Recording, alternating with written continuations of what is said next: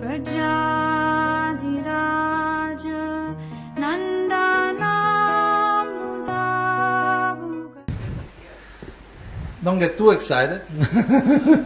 Praneshwar Prabhu, give us some prana. I would like to continue the discussion with Sitaram those lines. Okay, sure. So, one thing is that here we are talking about initiated disciples. Yeah, Prabhupada is talking about initiated. Yeah. There we had Prabhupada showed on some boys who were separately practicing. That's one part.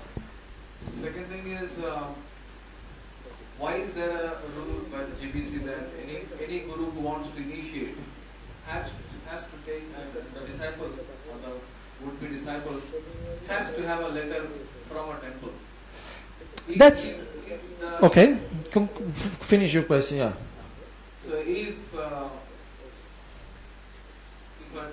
person is initiated by a guru and he automatically is connected to ISKCON, he becomes an ISKCON member just by the initiation of a guru, then why there is this kind of a check and balance system, which I understand. Yes. Right, that the letter has to be taken by the temple. Why is it necessary? Okay. Can I answer? See, the law doesn't say it has to be a temple. There is a number of ISKCON entities that can give the recommendation. It can be the GBC. In a place in the Middle East, I don't mention the name because we are being videoed. In a place in the Middle East, we have ISKCON devotees, and I supervise the place. And there's no temple. You cannot have a temple, so it would be a suicide mission. And people get initiated, and get initiated from different gurus. So we have what we call the Vaishnava Seva Panchayat, and it's a little council of senior devotees that I appoint to take care of the community. That's why it's called Vaishnava Seva Panchayat. And part of their duties is to recommend. So their recommendation, and nobody is a temple devotee, and they are congregation in the Middle East. So they are the authorized, they are the recommending authority. I wouldn't really call it a check and balance. I would call it more like that also is for the protection of the guru. People who know the person more. The guru may. Some of the gurus that never been to the country, actually they meet only the devotee when the devotee travel to India. So it's like saying what I see, how I see it. Lord Chaitanya says in Chaitanya Charitamrita to Sanatana Goswami, he says this is the system. The guru should study a disciple, the disciple should study the guru. Okay. We don't have many gurus see the disciple all year, throughout, not daily or weekly. We have more of a system of we keep in touch through other means. Okay, so to me, the fact that there is a recommending authority satisfies that principle, that spiritual principle, because the guru may not be able to study, but other people can know them. So I would say like that. But again, yes, generally is the temple. Generally is the temple. But it's not the only authorizing authority. That should be clear.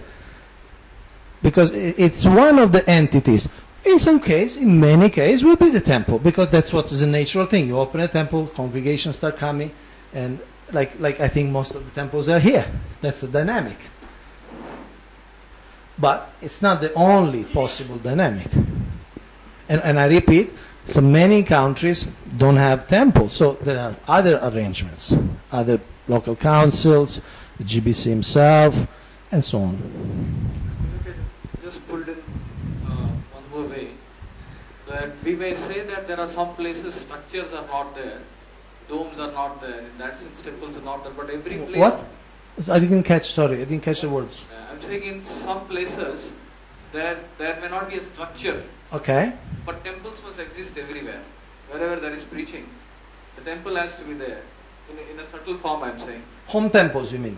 whatever, in the sense that some form of congregation. Some form of, congregation, yes. okay, yes, So some congregation community. itself is a temple, because supposing if one particular guru has, let's say, 1,000 disciples in one area and there's no temple, there's no structure, I'm saying. So how does the guru know which disciple is being able to maintain his vows properly, or which new member is authorized to take initiation? How does the Okay, I'll give you an example. Middle East. There are at least 1, 2, 3, 4 countries, at least 4 countries in the Gulf, and within the countries there are also different yatras, and they're preaching. There is no temple, and they're what they call yatra leaders, which in the sense of ISKCON structure would be like a temple president. Technically, according to ISKCON law, they are what is called congregational preaching directors. It's a technicality, but they are congregational preaching directors, and they are known as yatra leaders. And they are supposed to know the person, to offer recommendations when they feel that the prerequisites for initiations are fulfilled. I think the temple still exists. The yatra leader is there, he is the temple president. So supposing okay, if you want to define yatra as temple, depends how you define temple. You follow? I mean, you can say this is a temple, okay? This is a temple. I mean, you can, no, and it's a question of definition. You're saying that some entity, some form of ISKCON Sadhu Sangha will be there, or should be there, or could be there, right? There is an even ISKCON, there's a new ISKCON law, very less known, that says that even in special cases where really there is nothing, then even the guru himself can kind of give the recommendation himself. It's not very used, but there is even in special cases, okay? Some jungle of Indonesia or something. Then, thank you. Who was the next? Radhasharan Prabhu.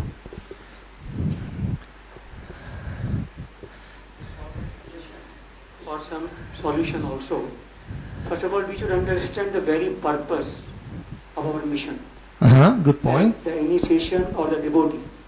Devotee means a person who want to submit, who want to become a pure devotee, who want to come under some discipline.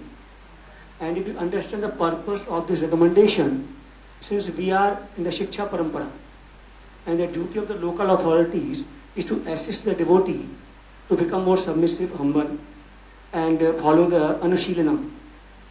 So now, if the local authorities are working in the line of the Guru, who is initiating Guru, and assisting the devotee, then where will be problem? You're saying there is a big problem if there is this point is coming up, it means there is some difference between submission to Guru and submission to the management. If the management is working on the same line of GBC, temple management I mean to say, the Guru wants the disciple should become submitted. Submitted to what? The initiated disciple, when one person is getting initiation from a Guru, okay, and connected with the Parampara, yes, then it means the Guru also wants that disciple should become humble, submitted, and a devotee, pure devotee. Yes. And the management also want the same thing. Then there is a clash. Exactly. It's unity in diversity. Yeah, If there's no everybody clash. wants the same thing, everybody working for the same And purpose. for example, suppose in such particular case like Murari Prabhu told, if the disciple is not cooperating with the local authority and is submitted to his Guru, then the management can talk with the Guru that there may be a problem, how it can be resolved and come to a common point. Of course. Yeah, when the Guru will instruct the disciple, is helping, the management is helping him, then where is the problem? Anybody can talk with anybody else, okay? There is no like a ban, you cannot talk with this, you can talk with anybody else, and you can speak whatever you want to anybody, and of course, would be appreciated if you also listen to what they have to say. One point I want to make is that, see, we have to understand again the relation. Okay, this is a TP, okay? TP anywhere, let's say Austria, okay? Because there's no temple in Austria, so Vienna. This is Vienna temple president, okay? Now, we need to understand the ontology of this function, or let's say the function of this role. Okay, TP is not the king of the city. Okay, he's not the master and Ishvara of the whole region, of the whole country. He's the temple president, and that's why it's called temple president. It's called because he presides over the temple. What does it mean? There are temple premises. There's a boundary, there's a wall, there's maybe a garden. This is the temple, ISKCON temple. So he has authority over what's going on in that area. Okay? He has authority. He may say, no, you don't sleep in that room, you sleep in the other room. Okay? And of course, he also has authority over the preaching projects, the initiative of the temple. Say, for instance, okay, they go out distributing books, they go out of the premises, they go out distributing books, they go out arinam, they go out, say, preaching to the TV. It's still, if he's done as a temple authority, as a temple project, he's still the authority. Okay? Am I saying anything wrong? Okay. Now, here there is a Prabhu. And it's also a theological question. To what extent the temple president has authority over the IP? TP and IP. Okay? To what extent? Okay, he is married. Okay? This is his wife.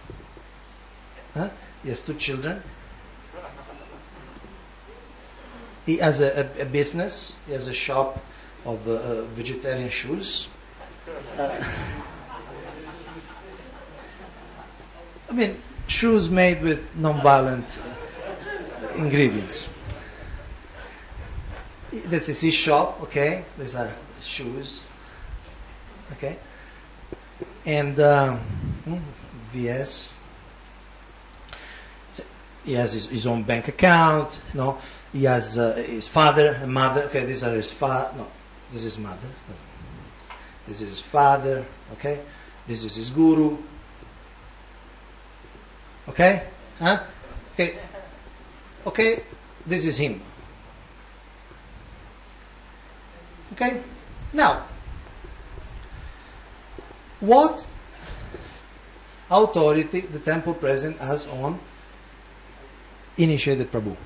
Now, temple president doesn't have authority on his wife, right? So now he can make a phone call. Today I want a sabji with pumpkin. He cannot do that. Okay? Right? He doesn't have authority on the children. He cannot say, Initially Prabhu, I decided that your children will go to Vrindavan Gurukul. Can he do that? No. Okay? He doesn't have authority over his relation with his guru, because that's private. Maybe he wasn't even the temple. Anyway, he wasn't even the temple president when he took initiation. He came 2 years after. He doesn't have authority over the relation. He doesn't have authority on his shops. He cannot just say, you need to give these shoes this price, the other shoes another price. Right? And he doesn't have authority on the relation between IP and his father and mother, which are getting old. He cannot say, don't give the money or give the money, right? He cannot say that. And he doesn't have an authority on his finance. He has his shop. He's a businessman. He has his shop. He makes money. He doesn't have He cannot say, spend the money like this. Okay? Do we agree on this? If you don't agree, please raise your hand and we can discuss. Until I agree with you, or you agree with me, or we agree to disagree. Okay, so far we are in agreement. Okay, but then this temple president, what authority he has? He has authority of the temple and everything. We discussed that. Okay, so my, let's say, suggestion is that when these two, the IP and the TP, interact, if it's an interaction within